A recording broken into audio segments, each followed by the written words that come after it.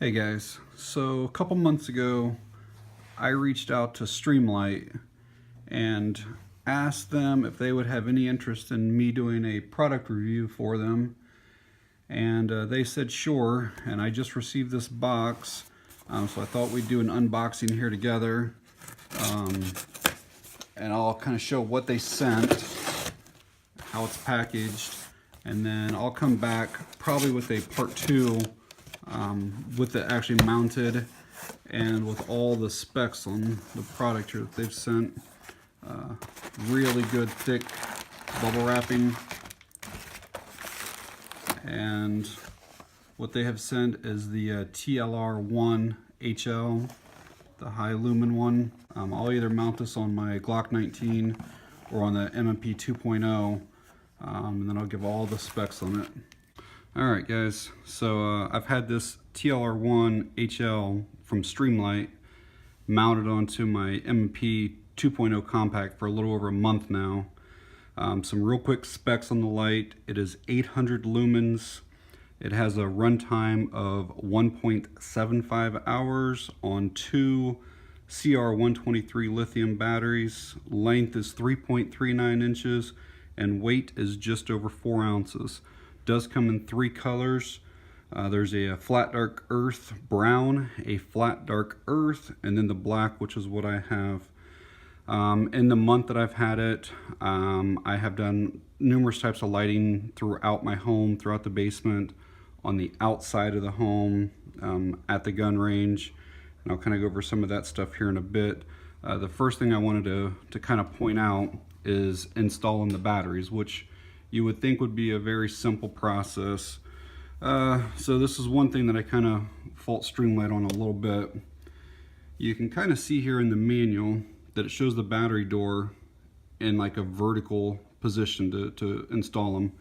And then you can also see the battery doors in a vertical position to close it. And so when I first got it and I put it in that position, this door will not open for nothing. I even tried taking like a small screwdriver, and I was afraid of kind of damaging that. And what you have to do is actually push this all the way down towards flat, and then you can see that the door just hinged open. And then from that point, it's obviously very easy to change out the batteries. I put everything back the way it was new when I got it. But we get these in here. I'm gonna stop the video real quick, get them in, and then we'll get it mounted. All right guys, got those 2 batteries installed there. Second thing I wanted to talk about was mounting it to the actual rail itself. I had watched a few different videos and actually had seen numerous complaints about people saying that they would have their gun, and then as they would try to slide this on the rail, that it was actually putting some scratches on the rails. Well, that's not the way that you mount them. So basically there's like 4 or 5 different keys. You can have a Glock key, a Beretta key, a Smith & Wesson, and then for like just Picatinny.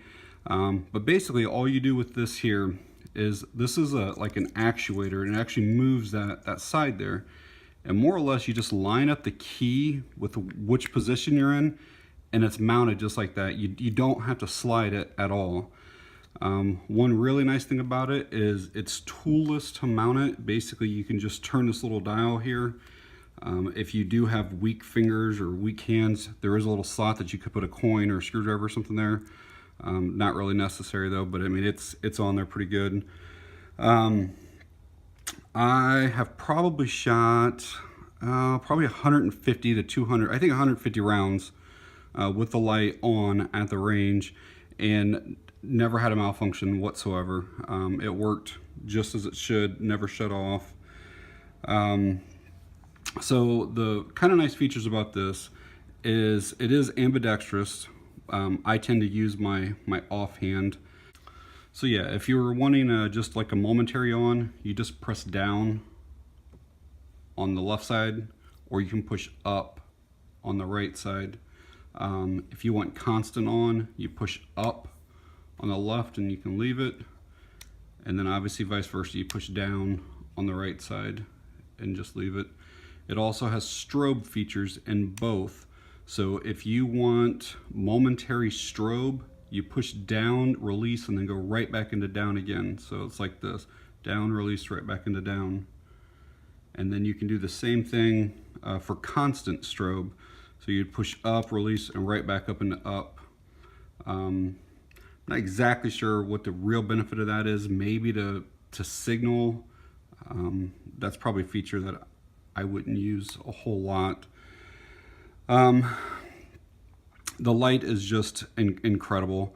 When you shine it into a room at night, it actually illuminates the entire room. It's not just a hot spot into a wall or a single area. I mean, it's almost as if you turned on the lights. It's just incredible. I have a fairly large basement, and it will illuminate the entire basement as well.